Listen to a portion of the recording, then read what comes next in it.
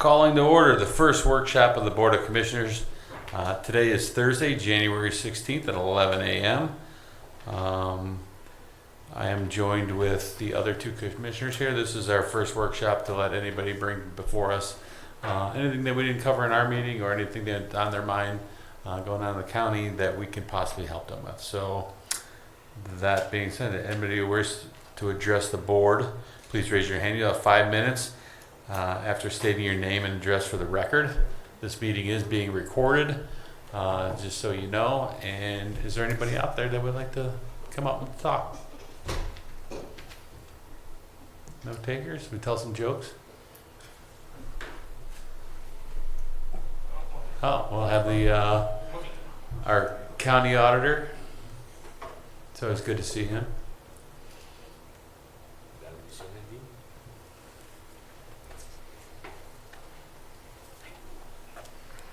Hello, Chris Galloway, 6440 Auburn Road.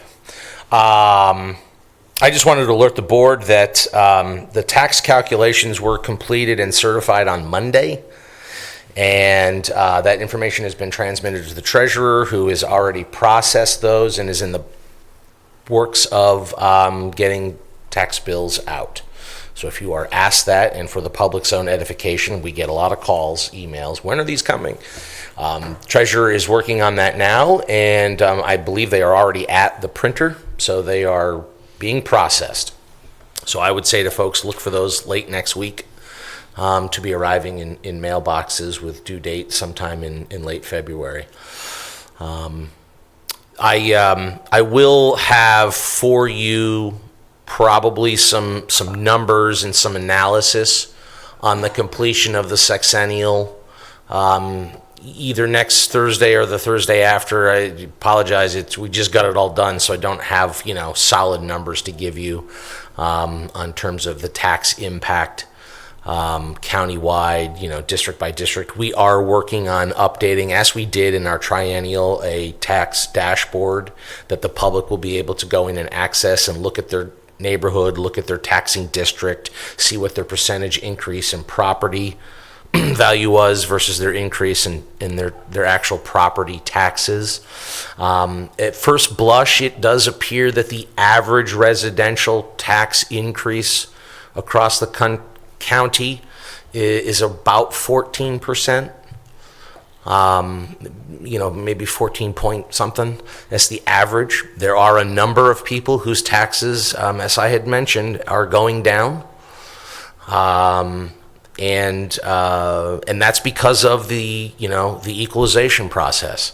If you grow the real estate pie, the value between new construction and reappraisal, and you make that pie bigger, and then your individual parcel is a smaller portion of that revenue pie that's required based on inside and outside millage, your taxes can go down. And we have a number of folks where that is going to be the case. Famously, I can tell you that one of our local bloggers, his property taxes, despite a new levy in Concord, went down by $230, and his value going up. And I'm sure he's going to be writing about that really soon because he seemed flummoxed when I gave him the information. And look, I think that, and again, when I have more numbers, we can discuss it a lot more in depth, district by district, city by city. The largest tax increase, portions are going to be, it would appear, in the Willoughby Eastlake School District. You had some of the largest percentage increases in value, combined with the fact that that school district is below the 20 mil floor, based on House Bill 920. So unfortunately, folks in that school district are seeing the largest tax increases. On the flip side, folks in Menor, their average increase looks like it's somewhere around 6.5% in terms of taxes. So despite, double-digit increases in the 20, 30 something percent. And that is just how, equalization, House Bill 920, and all these different factors affect taxes. And, I think it's important to show that we need to do some things legislatively in Columbus to help those that need the relief and to figure out a way to improve. But there are some things that the system is working in large part, right? That everybody's taxes aren't, just blowing through the roof. If your value went up 40%, your taxes did not go up 40%. I know I said that again and again and again over the last year and a half till I was blue in the face, and I don't think anyone believed me. But it's true. And that's because of the very complex formula that goes into how these things work. So I'll have more numbers for you, hopefully next week. Have some of that work done so I can kind of give you some of the blow by blow, the high points, the low points, so you can all have an understanding. So when you're out in the community, you've got something solid to talk about, and we will put as much of that as we can, up on our website, on our dashboard, to be as transparent as possible with everybody. So just want to let you know that that's all done, and tax bills are coming soon.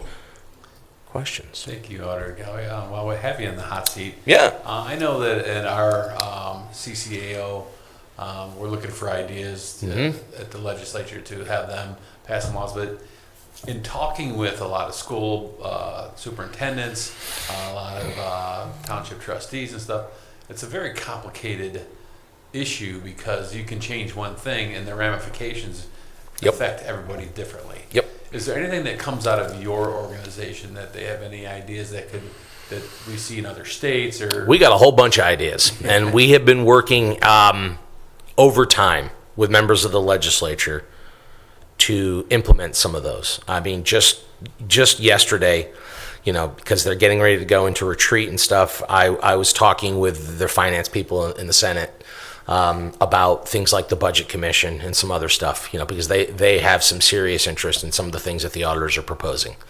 I met with Dave Thomas, who's now the state rep out in Ashtabula, last week, and down in his office. I was his first scheduled meeting in his office, and it was we spent about an hour and a half going over elements. He's going to be the drafter of Budget Commission reform legislation, and so we are working diligently with them. We have made a number of recommendations to leadership, to members of both House and Senate. Last year, we were really focused as an organization on disabusing them of their worst ideas. When this all sort of happened in the first wave of counties in 23 to hit the sexennial, immediately the legislators all ran to Columbus and started throwing out all kinds of bad ideas. Most of those revolved around valuation. And we kept stressing to them, encouraging them to stop, that you're going to make things worse with a lot of the things you're proposing. And to be frank, most of them don't understand it. And so they were going to make drastic mistakes. Now, luckily, they were smart enough over time to form a joint commission that met, eventually issued a report, and then they did not pass some of their worst ideas, right? They were smart enough to know that what they didn't know and to stop and pause. And we said, listen, we understand, and here's some concrete things you can do. But some of these things, like we don't have a valuation problem in Ohio, we have a taxation problem. And so if you're going to fix the system, messing around with valuations and handicapping them and freezing them and doing all kinds of things will have those down the stream things that you're talking about that'll make things worse. So my hope is that a lot of our recommendations, because they seem to have open ears, especially leadership, on want to work with the auditors on this topic, that a lot of those things will end up in the state budget, in May. My understanding is the governor is going to roll out his budget in a couple of weeks, which is going to be very, very early. So, they're going to have plenty of time to get their hands in the dirt and start working on these issues. But my hope is that we get a lot of these proposals implemented into the state budget. Things like homestead expansion, helping our senior citizens that truly need the assistance. Working on things like, House Bill 920 reform, capping the windfall for school districts below the floor. Yes, they can gain an increase, but a 20% increase in taxes for a school district that's unvoted gets tough to swallow, right? Capping that to things like inflation. So they get an increase in revenue, but then it's not it's not crushing to those folks in that school district. So there's a bunch of stuff that we've proposed that we're hoping they'll take up and put into the budget, and will allow us, again, to tweak the system to make sure that the taxes are fair and equitable. And ultimately, that's always our goal: fair and equitable. Based on the Ohio Constitution, this is a process we must go through. And so we want it to be as, accurate, fair, and equitable as possible. Nobody likes taxes, but, somehow we have to pave the roads and do all those other things and employ the schools and whatnot, so. Somehow you're off the hook with Mrs. Regovich because she cares more about the sewer bill going up than. Yeah, I mean. And we're in Willoughby East Lake School, so. Right. I mean, it's a tough, depending on where you are. I mean, the tax increase variation based on the sexennial, it varies a lot. We've got places like, the village of Kirtland Hills, their overall average increase in taxes they went down. But they're in the Manor School District, right? So they weren't, in terms of a taxing district, their increases at the higher end on homes was less. So their portion of the taxing pie actually reduced. So it's a complicated thing. I encourage anyone to go on the website today. You can look at your summary. You can pull your bill. That will be coming in the mail. We do have residents that the second it's available, they want to print it out and run it right into the treasurer's office and pay it. But you do have time to do those things. So, I look forward to working with your association. We're sort of working hand in hand because our concerns are all the same, right? All of us here at the county level are agents of the state, and we have to engage in those marching orders. But at the same time, when we notice that there are things that need to be fixed, we need to work on it. So I know our associations are working closely on those matters. Just as a reminder, Board of Revisions, Yep.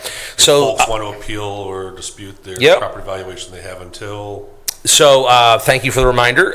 Board of Revision is open under the law each year. Folks that disagree with their value, so i.e. what we placed your value on a property at, be it residential or commercial, last year for the 2024 billing cycle. So your 2024 value, if you don't like it, you can now file, BOR is open, you may now file a complaint with my office. It's online, you can do so in person, you can print it off and mail it in, you can even just do it right online through our smart file platform. The BOR will be meeting to look at those complaints. So if you disagree with your value, as I always tell folks, you can do that between now and March 31st. And I tell folks, if you disagree with your value, go ahead and file. Bring your evidence to the Board of Revision. I mean, our goal is always to be accurate. And if we've made a mistake, like we say you have a finished basement or you have 4 bathrooms but you only have 3, or things that are going to affect your value, bring those in and show this, because we don't know, unlike with in-person fee appraisals, we do mass appraisal. And so there are times when there's things about a property that we're not aware of. And so it's important that if folks think it's inaccurate, to bring that in and bring that to us, file the paperwork and get a hearing so that we can review it. So thank you for bringing that up. Any other questions? Well, thank you. No, thank you. Thanks for the moment. Proverbialize. I really like this new format, I have to say. It's good. Anybody else like to speak? Come on. Lori Bobin, 6067 Ford Road. As a Lake County resident for the past 33 years, and 25, which I've resided down on Ford Road, I'm very grateful for all the people who now can breathe a sigh of relief that Payne and Ford have been open for over a month now. I believe Payne opened approximately 3 weeks before Ford, and Ford's just been a month ago. That was 2 years and 3.5 months, and I just really felt for the 147 families down there and their safety concerns to getting emergency medical assistance to them. I am so grateful that they can start 2025 knowing that they have access and quick in and out for their emergency services. Hopefully, the engineer's fix will be around for a long, long time, and we won't have to deal with this again.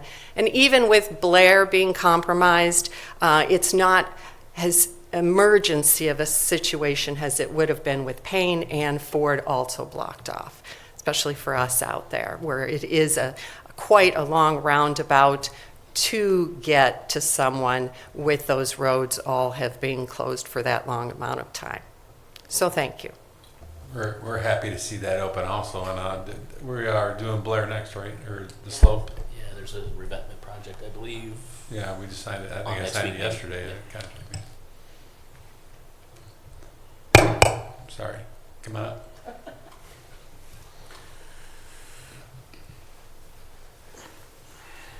Tammy Gaber, 6023 Ford Road. I would like to say, too, it's a shame that these are not broadcast, because what the auditor just said is very informative and would be very informative to people that are not present in this room during this session. Listening to you just say, okay, approve, is not informative, because half time they don't know what you're approving expenditure-wise. But getting information about what's going on, that is informative to people that can't be here. And I think that information would have been very helpful. And people aren't going to tune in or hunt and peck to find that meeting, because they don't even know what the subject matter is. So that might be a consideration, to put this information on the website as an option for people to tune in. I will say that I want to reiterate to what Lori said. As you know, Ford Road is open, Payne Road is open. It's nice to be able to just go down the roads. And we thank the engineer's office for the job they did, because they are excellent and they look very solid, and hopefully, again, they will last another 100 years. Unfortunately, because of the construction, the road was bad to begin with, and it is still bad. It is an unsafe pothole now. They filled right before that big winter storm. That doesn't matter anymore, because all the fill is gone. And I know they can't do it now, it's too cold, but that's going to have to be addressed, because people are going to break axles. The potholes have gotten beyond out of control from anything they ever were before. So that is an issue that's going to have to be addressed. And also knowing that people use, like when Lake County or Geauga County was doing their road work, they were running triaxle after triaxle after triaxle down our road to get to their road, which they could have accessed from 528 on their roads. That just broke the road down even more than all the equipment that came down to repair Ford Road. And I realize it's a function of what happened, but it was bad to begin with. They have not repaired that base in years. And if you don't repair the base, the road's just going to continue to deteriorate. You may as well be a dirt road. We'd be better off. They could grade it and we'd be fine. So anyway, I just want to say that, but thank you. The Ford Road is open. Thank you. Thank you. Anybody else? None being seen or heard? I guess we'll. We record these meetings, correct? Yes. Yeah, there'll be an audio file available for the record. Okay, and is it put on the website? We can put those on. Jen, we can put those. There she is. We can put these on the website? Yes. Yeah, so theoretically, we can have the recordings that can be put on the website, no different than the video archives and whatnot, so. Correct. Okay, great. They can. And then out of curiosity, since I'm the new guy here, whose responsibility is it to pave Ford Road? Ours? Or the engineers, I should say? Yeah, the county engineer. County engineer? Yes. Okay, all right, thanks. If you don't mind, Commissioners, to Commissioner Beveridge's point, to the residents' point, that'll be the benefit to me, hearing from the residents. I've got some talking points to relay. So in this instance, to Engineer Exley and his staff, like, hey, we had some so this is a great example of how I plan on, as your staff, getting this information funneled to the correct party. Thank you. You're welcome. Yeah, exactly. Thank you. To the extent that this is what this should be, right? Yeah. If there's issues, come on in. We'll make sure that those issues get to the appropriate place. If they're issues we can handle, Absolutely. right? And then obviously, so great. Perfect, thanks. I seem to remember in these projects too that they focused on the bridge part itself, and we're going to do the paving as part of their regular paving program. Is Yeah. that part of the discussion? Yeah, I'll request a paving program, if Engineer Exley has that prepared yet on what they're planning to do Yeah. soon, but definitely the potholes, the maintenance, where Ford Road stands in totality as far as improvements. Thank you. But just to wrap that up, Auditor Galloway has been telling us about, revisions for quite some time. And so if other topics like that come out of this, that maybe aren't as publicized or aren't as knowledgeable, maybe we can have a section of the commissioner's page there as you come, hey, community resources, if you will, of timely issues that are going on. So, okay, great. Fair enough. Anything further? This meeting will stand in adjournment.